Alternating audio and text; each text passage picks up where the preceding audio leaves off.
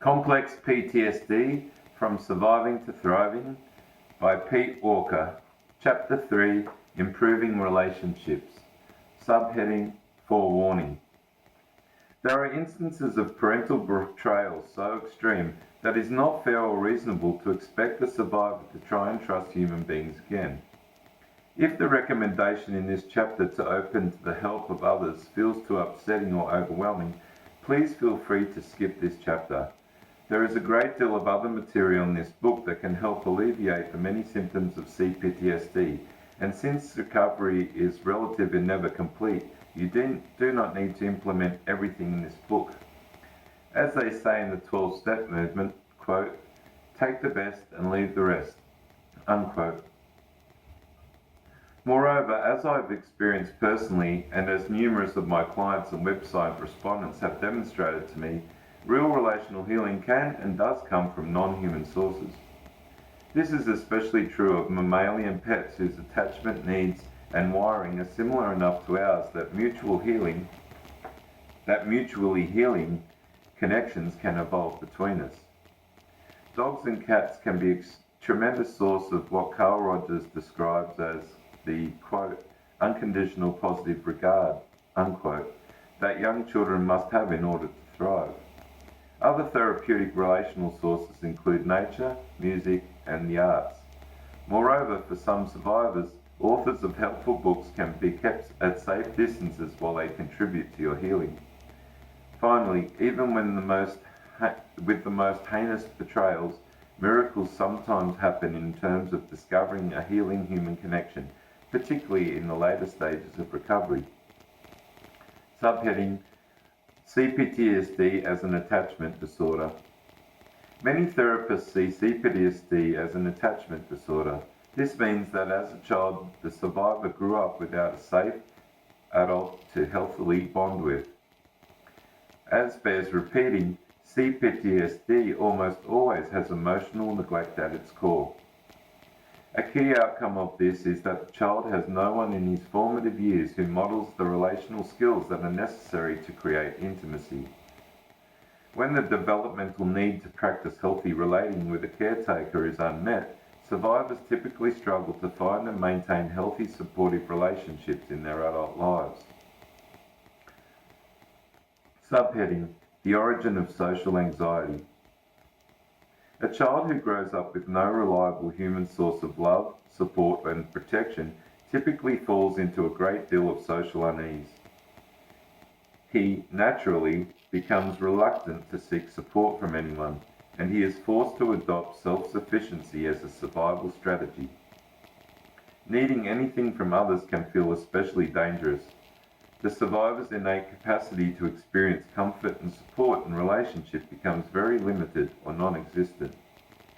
This is despite the fact that many high-functioning survivors learn to socially function quite adequately. This is particularly the case in structured situations where expectations are clear and common goals take the focus off conversing and put it on task accomplishments. Unstructured social situations, however, like attending parties or just hanging out, can be considerably more triggering. Spontaneous self-expression feels like the same setup for disaster that it was in childhood. Either way, structured or spontaneous, relating often involves hiding a great deal of anxiety and discomfort. One very successful businessman and client of me told me, quote, I'm so cool, calm and collected in meetings, a veritable wordsmith with the composure of Michael Caine. I'm a king on the outside, but on the inside I'm a drama queen anguishing in doubt and shame about everything I say or do, unquote. In worst-case scenarios, social anxiety can devolve into social phobia, especially during prolonged flashbacks. Extensive childhood abuse installs a powerful people are dangerous program. When I was at my least recovered, I couldn't take out the garbage when I was in a flashback. I feared that my neighbour, my sweet, always affirming neighbour, would look out the window and see how wretched and pitiful I was. Even worse, I dreaded the prospect that she might come out and want to interact with me. Nonetheless, I socialised for decades when necessary, and seemed to be doing it with a considerable amount of success, no matter how dreadful the reviews were from my critic. I even eventually came to see, when not in flashback, that a lot of people really liked me. Unfortunately, however, I rarely derived any satisfaction or comfort from this perception, because underneath my smooth persona, I was writhing in discomfort and typically measuring the time until I could least obtrusively make my escape. Subheading: A Journey of Relational Healing. The incident I'm about to describe marked a huge step in my long, gradual journey of opening to real intimacy. I was sitting on my porch with my dog George, the only being I could truly relax with, when he broke his lead and sprinted across the street in pursuit of a cat. Before he could get to the cat, he was run over by a car, both axles run over. It was the worst thing that ever happened in my adult life, and when the shock, dissociation, wore off, I was drowning in the abandonment melange. Beyond devastated, I felt panicky and catatonic at the same time, as I had to in childhood when feeling overwhelmed. I hid in my room for 36 hours, dreading contact with my fair-weather friend roommates. I was 28, still thoroughly phobic about showing any vulnerability. All my relationships had been developed under the guise of my people-pleasing, funny guy persona, and in my current state there was not a joke anywhere to be found. There was no way I would let myself be seen in what I felt like a repulsive condition. I could not sleep, and as sleep deprivation deteriorated into a fear that I was truly going crazy, out of nowhere came this amazing grace. Grace disguised in the form I usually abhorred. It was the grace of deep surrender into weeping, a long sobbing release more soothing than anything I have ever experienced before. It was the release I describe in Chapter 11 and extensively throughout my first book. When the tears were cried out, I knew I would be okay, and I knew I was not going to be crazy. I could face my roommates with the realest, perhaps the first sense of self-esteem I'd ever known.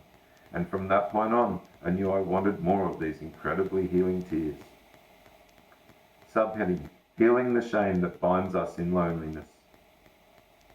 I soon discovered, however, that my tears were as stuck as they had ever been, or at least since I was 6, the last time I could remember crying.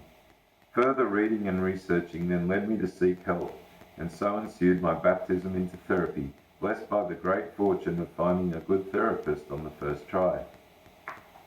This was a milestone achievement for me, and it evolved into a long, meandering journey of finding more relational help with an array of healers, therapists, therapeutic groups, and deeper friendships. These experiences ranged from extremely helpful to counter-therapeutic, but as time went on they became increasingly helpful. A central aspect of the truly helpful relational work was what John Bradshaw called, quote, healing the shame that binds, unquote. I believe toxic shame cannot be healed without some relational help. Several therapists and groups aided me greatly to unbind from the shame that made me hide whenever I could not invoke my perfect persona. Concurrently, I learned that real intimacy correlated with the amount I shared my vulnerabilities.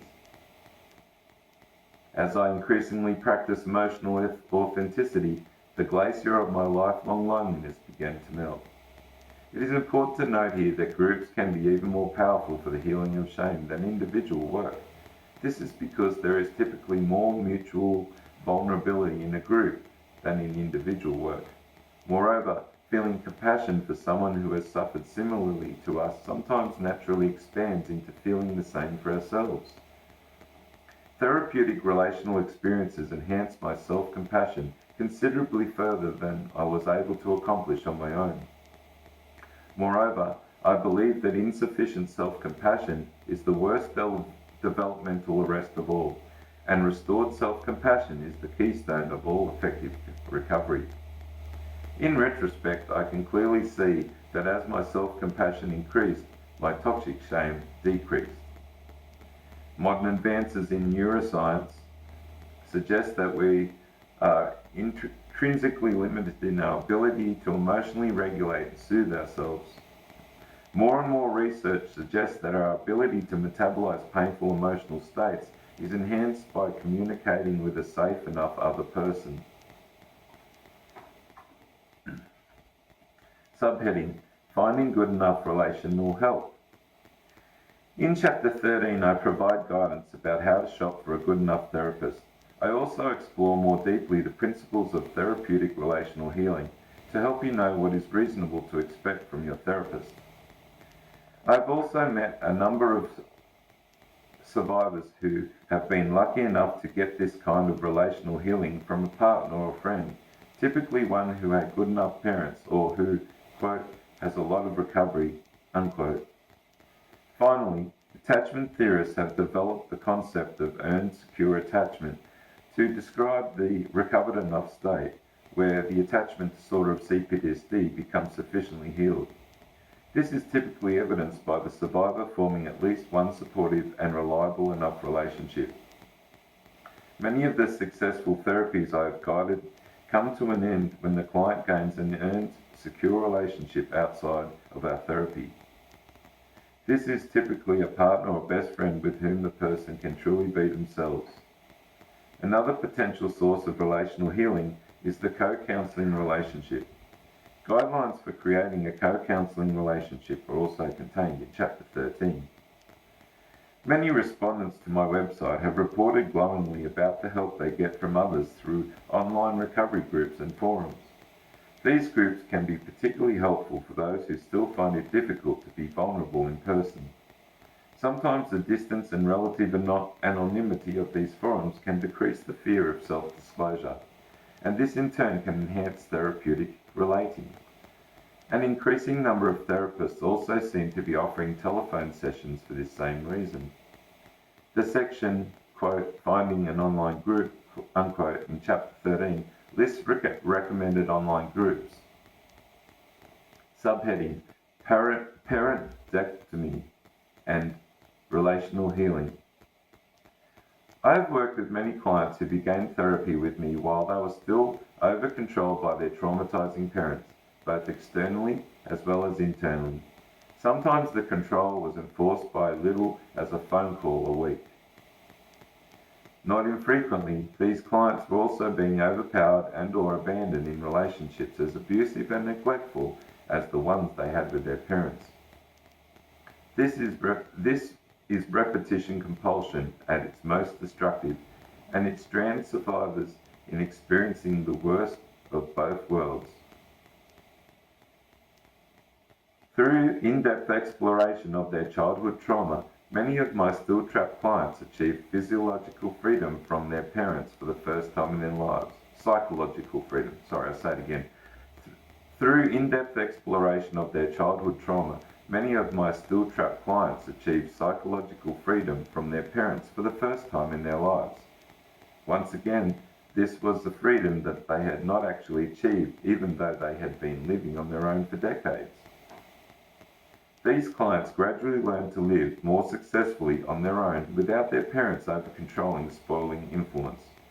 Their ability to build self-nurturing relationships with themselves almost correlated with a major reduction or complete severing of their relationships with their parents. My client, Joe, who was variously misdiagnosed as schizoid, Asperger's, and paranoid, was living alone when he began therapy with me. He was extremely shut down and self-contained, but recognized himself as a freeze type from reading articles on my website. Getting him to talk at first was like pulling teeth, but over time I discovered that he was engaged in daily phone contact with his narcissistic, emasculating mother.